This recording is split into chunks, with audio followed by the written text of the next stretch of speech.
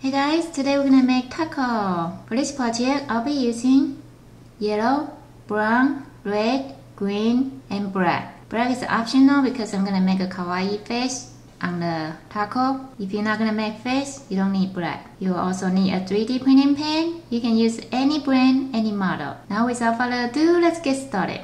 First, I'm gonna use yellow to make its shell. And today I'm gonna make the bottom flat so it can stand up by itself. Now let's have some fun.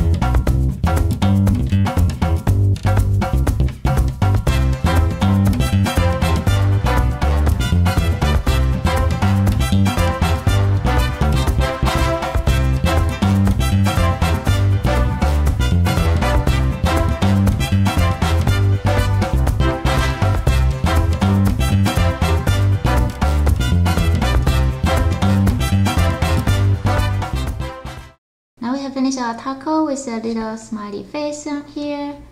If you like my video, please give me a big thumb up and subscribe for more videos like this. And if you have any suggestion for my next video, leave a comment down below and let me know. I will try my best to make it happen. Thank you for watching. See you next time. Bye.